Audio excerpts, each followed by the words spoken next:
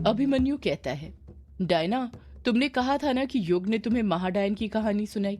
Diana Abhimanyu से अपनी नजरें चुराते हुए कहती है, मैंने कब ऐसा कहा था? अभी तुम कुछ भी मत बोलो। अभिमन्यु पलटकर कुछ कहता उससे पहले ही शालिनी बोल पड़ती है, अभिमन्यु कुछ भी नहीं बोल रहा है, वो एकदम सच बोल रहा है। तुमने यही कहा था डायना कि युग ने तुम्हें महाडायन की कहानी सुनाई थी।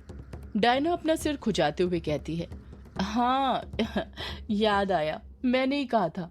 वो क्या है ना, उस वक्त मैं बहुत नींद में थी तो गलती से मेरे मुंह से निकल गया होगा। युग बीच में दखल देते हुए कहता है, यार क्या तुम दोनों डायना के पीछे पड़े हुए हो?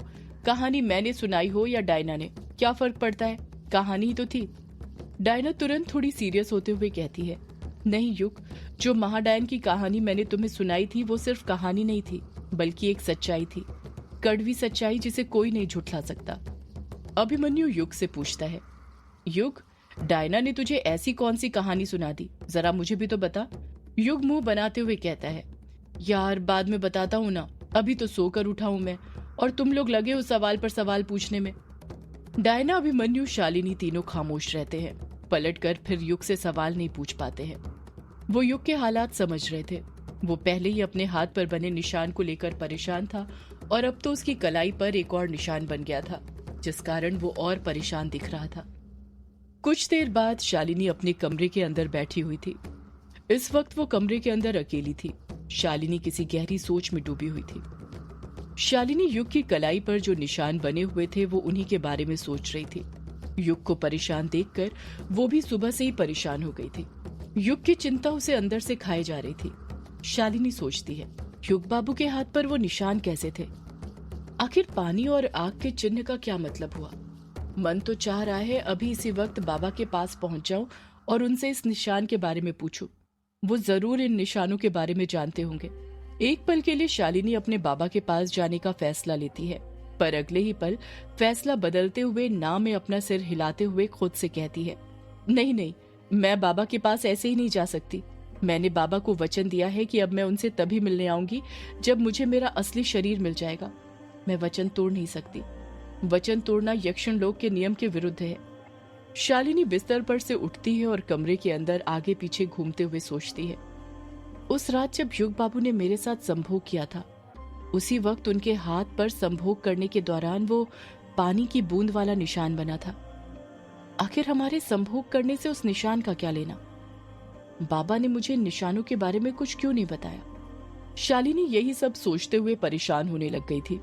तभी उसके दिमाग में वो बातें घूमने लग जाती हैं जो आखिरी मुलाकात में रज्जन ने उसे बताई थी, जब वो उसे मायाधारी की गुफा में अलविदा कह रही थी। शालिनी रज्जन की बातों को याद करते हुए खुद से कहती है, कहीं ये सब उसी के कारण तो नहीं हो रहा जिस खतरे के बारे में बाबा ने मुझे बताया था। युग जी का ये निशान उसी की ओर तो संकेत नहीं कर रहा।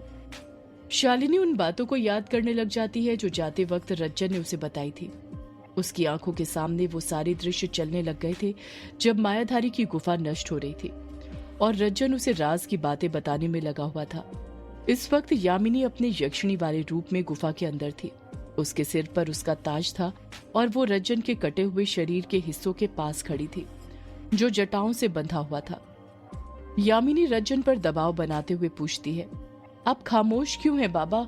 जवाब दीजिए मेरे सवालों का। आपको किसने श्राप दिया था और क्यों? रज्जन खामोश ही रहता है। यामिनी नर्म लहजे के साथ विनती करते हुए कहती है, बाबा ऐसे चुप मत रहिए, आपकी खामोशी मुझसे बर्दाश्त नहीं हो रही।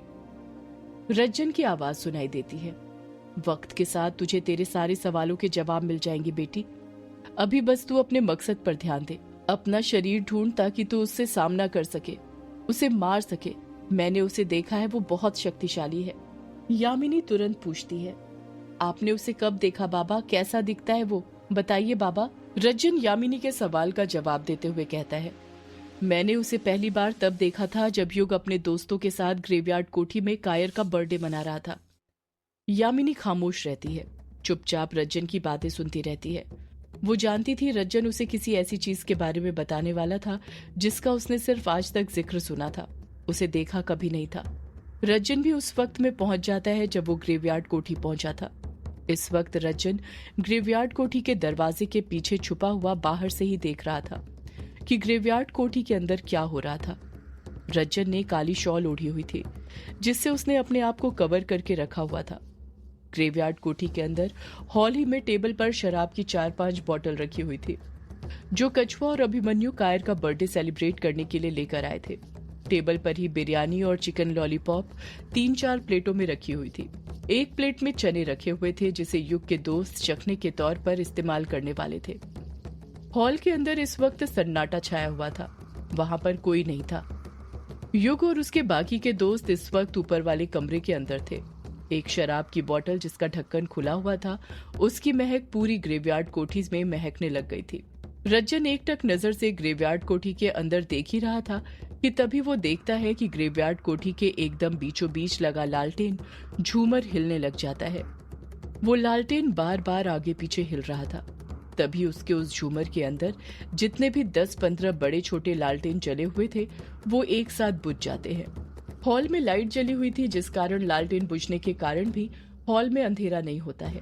जैसे ही वो लालटेन बुझती है उनकी बुझी हुई बाती में से काला धुआं निकलने लग जाता है। सभी बुझी बाती में से निकलता हुआ धुआं अलग ही मूवमेंट कर रहा था, जैसे वो सिर्फ धुएं का एक रूप ना हो बल्कि उस धुएं में जान हो जो अपने आप मूवमेंट कर रहा था। 15 बाती में से जो धुआं निकला था वो सब एक होने लग जाते हैं, जैसे वो किसी एक ही चीज के हिस्से हों। उन बाती के धुएं एक साथ आपस में मिलते हैं और उस शराब की बोतल के पास आकर मंडराने लग जाते हैं जिसका ढक्कन खुला हुआ था। जैसे जैसे वो धुआं उस शराब की बोतल के पास मंडराते जा रहा था उस धुएं का आकार बढ़ते जा रहा था और देखते ही देखते वो धुआं काले साए का रूप ले लेता है। ये सब देखकर रज्जन दंग रह गया था। उसकी आंखें खुली की खुली रह गई थी। वो काला साया किसी खूंखार आदमी की तरह लग रहा था जिसकी सिर्फ परछाई नजर आ रही थी। उस काले साए की परछाई देखकर ही समझ आ रहा था कि वो बहुत बड़ा बलवान था।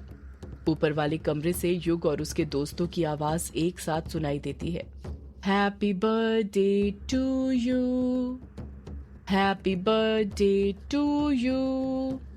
जैसे युग और उसके दोस्तों की आवाज सुनाई देना बंद होती है वो शराब की बोतल अपने आप हवा में उड़ती है और उस काले साए के मुंह में खाली होने लग जाती है। जब उस काले साए का मुंह खुलता है तो रज्जन देखता है कि उस काले साए के दांत आम इंसानों के दांतों की अपेक्षा काफी लंबे थे, जिनकी लंबाई करीब 3 इंच थी। वो दांत काफी नुकीले और पैने थे, किसी जंगली जानवर के दांत की तरह। देखते ही देखते वो शराब की बोतल उस काले साए के मुंह में खाली हो जाती है। उस शराब की बोतल के अंदर एक बूंद तक शराब की नहीं बची थी। जैसे ही वो खाली होती है वो शराब की बोतल धड़ाम से अपने आप फर्श पर गिर जाती है। कांच की बोतल के टुकड़े टुकड़े होकर चारों तरफ फैल जाते हैं। एक एक करके सारे बोतल के ढक्कन अपने आप खुलने लग जाते हैं और उस काले साए के मुंह में खाली होने लग जाते हैं। बोतल खाली होते जा रही थी और फर्श पर टूटती जा रही थी। सिर्फ शराब की बोतल ही नहीं, वो प्लेटें जिनमें बिरयानी और चिकन लॉलीपॉप रखी हुई थी वो भी खाली होने लग गई थी। वो चखना जो युग के दोस्त लोग अपने लिए लाए थे वो कुछ उस काले साए के मुंह में जा चुका था तो कुछ फर्श पर बिखरा हुआ था। चिकन की हड्डियां चारों तरफ बिखरी हुई थी। वो काला साया इस तरह शराब और चिकन को खा रहा था जैसे वो कई सालों से उन चीजों का भूखा हो। कई दिनों बाद उसे चिकन का स्वाद मिल रहा था। चिकन को कच कच चबाते हुए उस काले साए के नुकीले दांतों से ये पता चल रहा था कि वो कितना भूखा था। रज्जन उस काले साए को देखकर घबरा सा गया था। उसकी बोलती बंद हो गई थी। उसके चेहरे के एक्सप्रेशन देखकर समझ आ रहा था कि वो जानता था कि उसके सामने कौन सा खतरा था। वो काला साया कच कच करके चिकन खा ही रहा था कि तभी 3-4 कदमों की आहट सुनाई देती है जो कि सीढ़ियों के ऊपर से आ रही थी। युग के दोस्त लोग बातें करते हुए नीचे की ओर आ रहे थे। जैसे ही उस काले साए को इस चीज का एहसास होता है वो काला साया तुरंत वापस से धुएं के रूप में बदलता है और उन लालटेन वाले झूमर की बाती में समाहित हो जाता है जिनसे वो निकला था। लालटेन वाला झूमर पहले की तरह दोबारा जलने लग जाता है।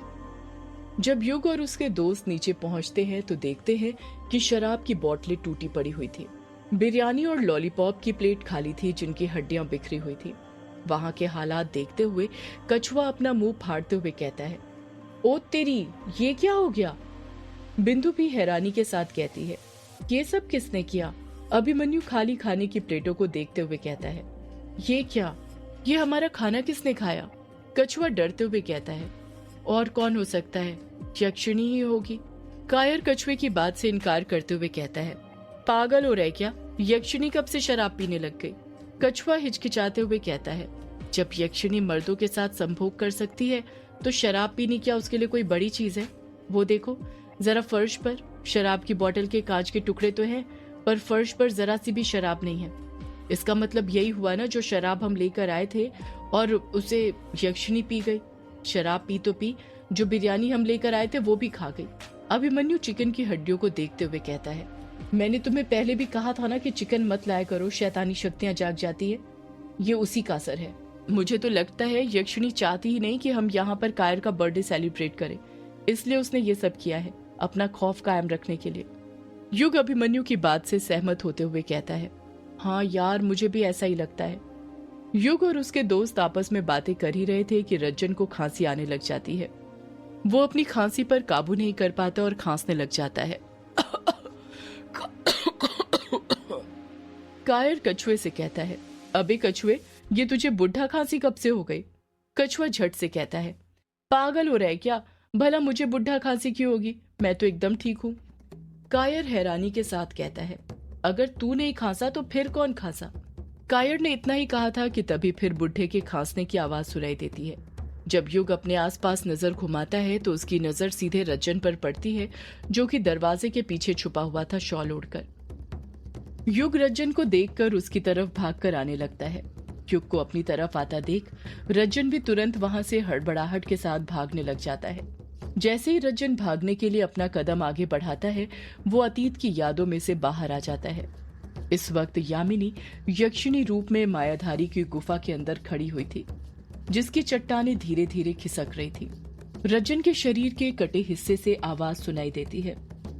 उस रात युग और उसके दोस्तों को लग रहा था कि हॉल में जो भी घटना घटी उसे यक्षिणी ने अंजाम दिया है, पर वो यक्षिणी नहीं बल्कि वो काला साया था, जो कई सालों से उसी ग्रेवयार्ड कोठी के अंदर है।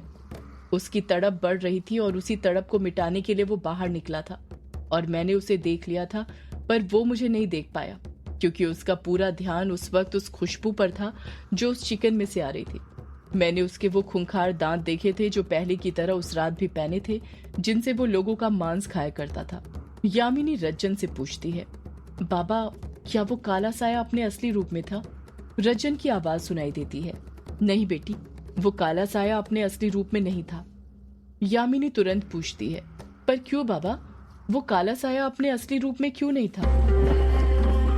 सदियों से है पुरानी